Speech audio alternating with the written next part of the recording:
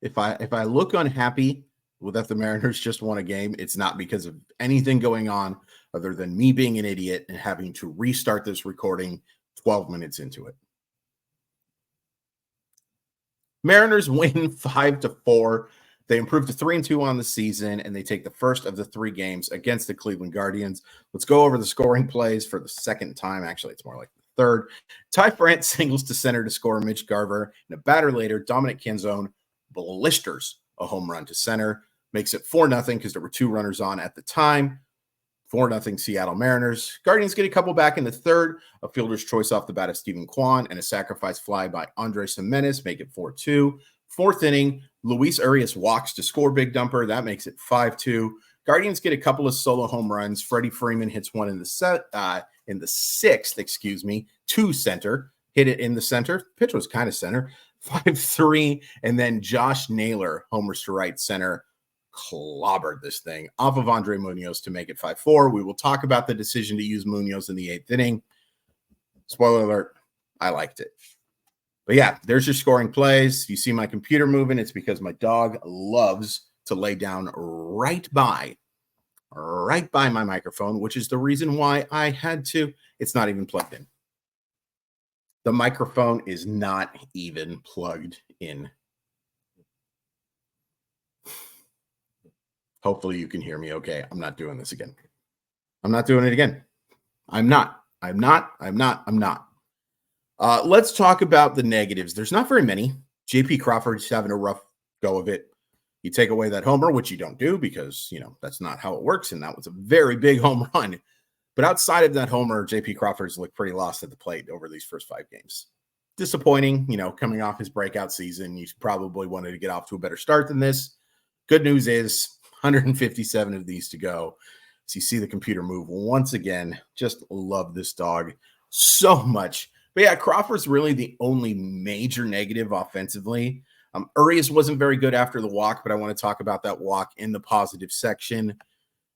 Nothing really in the pitching side that I want to talk about because I want to talk about Munoz being used in the 8th inning. So I'll just go to my one big negative. I really hope you guys can hear me. There were a couple of base running blunders, one self-inflicted by the player, one self-inflicted by the coaching staff on top of, Let's talk about the Julio one, okay? So for those who miss it, Julio's on second base after a single and then another single by Jorge Polanco.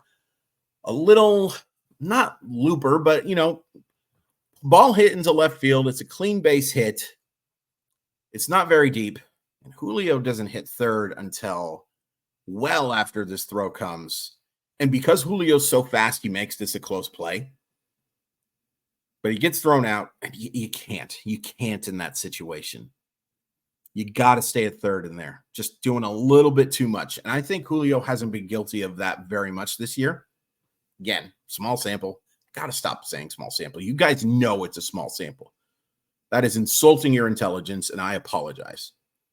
But I do think that Julio Rodriguez was trying to do too much on that play for sure. The other one, it's a 5-2 game. No, it's a 4-2 game. No, it's a 5-2 game. I'm telling you, I'm losing my mind. And by the way, you can see my stupid thing. That's the dog's fault. Okay, it's a 5-2 game.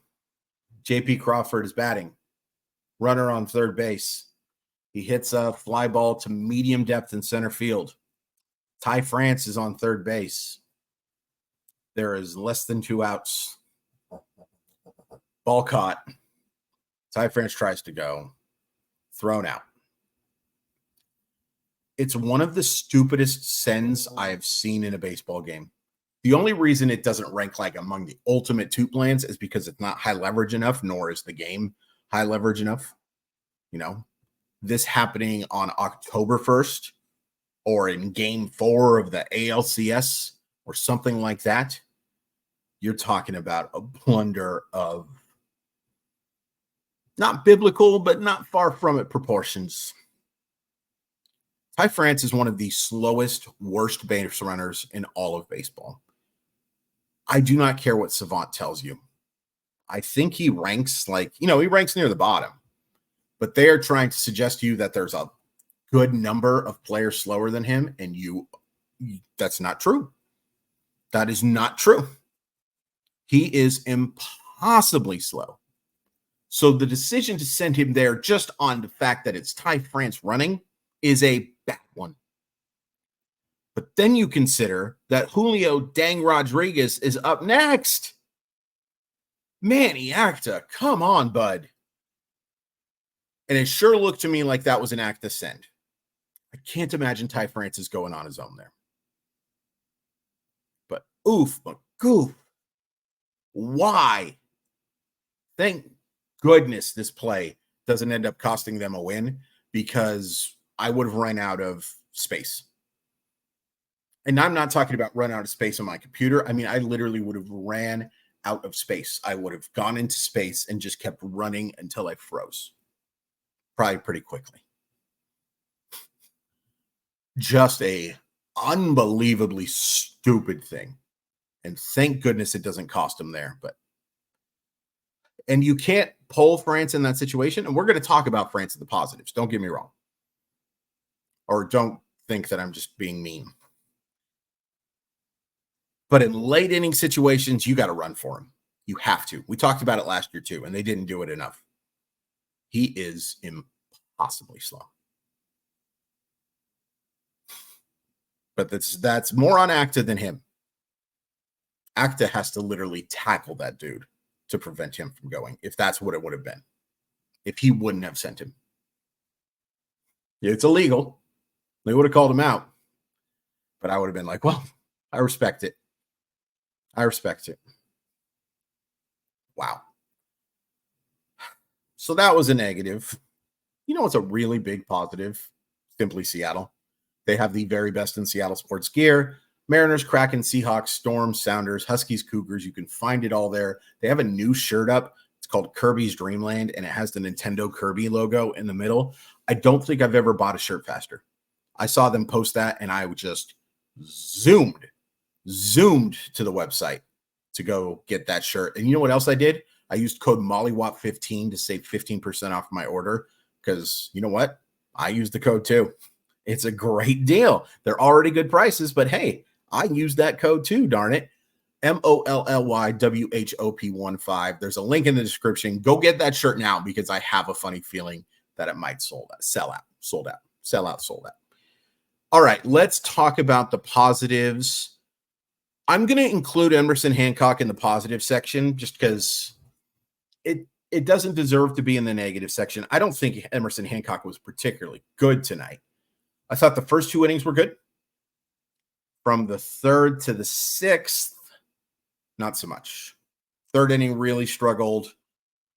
I probably would have pulled him after 5. I get that you're trying to extend this bullpen, or get outs. You're trying to get outs. His did not have any swing and miss stuff. The command was okay. There was a lot of line drives that were caught. We'll talk about a few of them. He was okay. I wouldn't say he was great. I wouldn't even say he was good. I would just say he's okay. He was okay. If you asked me before the game, or told me before the game, not asked, just demanded or whatever, if you just told me that Emerson Hancock was going to allow 3 runs tonight and pitch into the 6th inning, sign me up. Absolutely sign me up. No issue with it whatsoever. The process of getting there was a little rough sometimes. Good enough. Good enough, especially from your 5th starter. Nice job by Sassetto after he takes over. Nice job by Gabe Spire. He does give up a line drive single, but that slider right now is just looking nasty. Really nice job by him. He has been fantastic, and they need him to be fantastic. They're using him a lot so far. I believe this is already at least a 3rd appearance. It wouldn't shock me if it was the 4th, but they're going to rely on him quite a bit. And so far, so very, very good. So let's talk about the Munoz-Stanek thing, because I was a little surprised that they did it. with Brash and with Santos out, I kind of thought that they would make Munoz a little more consistently the ninth inning arm. But I really like the decision to go there. There is a difference between pitching in the eighth and ninth inning. The ninth inning, you can talk to Major League Baseball players about it. There is a difference. No matter if it's 7, 8, 9, 4, 5, 6, 1, 2, 3, whoever's hitting, there is a difference. There is a palpable energy when you're pitching in that situation. But there's a more palpable situation that inning may not matter if you don't get through the heart of the order. And that's who they were facing. And so Munoz came in, and he does give up the homer. Oh boy, did he ever give up the homer. That ball was smoked from Josh Naylor. They say 438. I think that's about 500 feet short. That ball was just absolutely mollywopped. And it's going to happen, pitchers make mistakes. But he gets the job done still. And then Stanek does a really nice job in the ninth. Threw everything for strikes, has to deal with the weaker part of the order. But he gets it done. I loved the decision to go to Munoz there. That was the ball game. That was absolutely the ball game, and you went with your best reliever in the most important situation that was presented to you right now. If you manage for the next couple of innings, you're going to have a bad time. You are going to have a bad time. I think that was absolutely the correct decision from Service there. Positives offensively, Ty France, we talked about the fact that he's slow, but he's swinging the bat pretty well right now. Using the entire field. Love that I saw him draw a walk today. Mariners actually drew quite a few of them. They drew 6. Love to see that. Walks are important. Adding to pitch counts is important. Getting on base is obviously the most important thing. But France goes 2 for 3 with an RBI, a run scored, draws that walk. He's using the whole field. It's not like he's killing the ball. That single, though, to center to score the run, that was hit hard. Believe it was a 95 mile per hour exit velocity. We take those. He just missed 2 adding a homer. And, wondering if Driveline worked on the pop a little bit there. Kidding. But a really solid game from Ty France and a solid first 5 games. Jorge Polanco just gets the 1 hit, but I thought swung the bat better today. Nice to see Mitch Garver back in the lineup. He goes over 3. He does draw a walk, but it's just nice to see him in the lineup. Great that the back spasms didn't seem to be affecting him at all.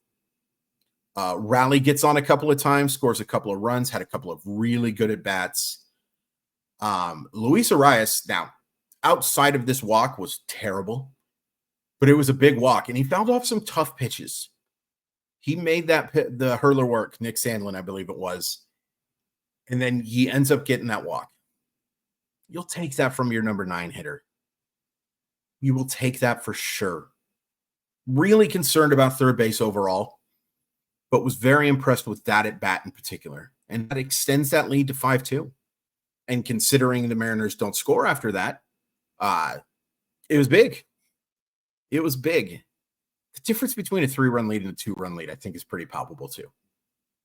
The bloop and the blast is a real thing. Julio Rodriguez. He goes 1 for 3 with a walk. We talked about the fact that he made the base running mistake.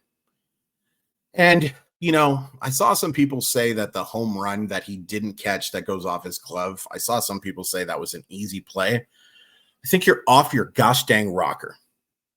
It is never easy to make a play like that. Now, Julio can make that play. And if you ask Julio Rodriguez if he should have made that play, he would say yes. If you asked Julio Rodriguez if he should have made a play on a ball that was hit to Clay Ellum, he would say yes. That's one of the things I love about Julio Rodriguez. Self-accountability. Sometimes I think he goes a little too hard on himself, but he takes responsibility for his actions, especially for a 23-year-old. At 23, everything that was done to me, by me, for me, whatever, was someone else's fault, even if it was a good thing. Julio Rodriguez is just an impressive young man. And okay, so he makes the base running mistake. He just misses the homer on a ball that I think he would tell you he should catch, but I think it was a pretty tough play. One I expect him to make just because I have unreal expectations. He made a couple of spectacular catches today. And what a wonderful day to see him do that with that bobblehead today, the no-fly zone. I never saw Julio becoming this kind of defender this quickly. But he is special. He is a special defensive player. Julio Rodriguez will never become an albatross contract, number one, because ownership's going to be just fine. And number two, because he's always going to provide so much value on the bases and with the glove. You know, barring something unforeseen like a terrible injury or, in and out opens up. No, it's not going to happen with Julio. He is a special defensive player. Pretty darn good hitter, too. He nails a line drive today, draws a really nice walk. Overall numbers aren't great so far. Been nothing but impressed with what I've seen from Julio. And then finally, Dominic Canzone. I mean, you could not have played much worse than Canzone played in the series against Boston. Offensively, defensively, didn't get a chance to see him run because he didn't get on base. But that was a nice reminder of what he showed all spring, right? There is pop in that dude's bat. When he makes contact, and, a lot of people really like his bat-to-ball skills. I think he's more power over hit, but there's definitely power in there.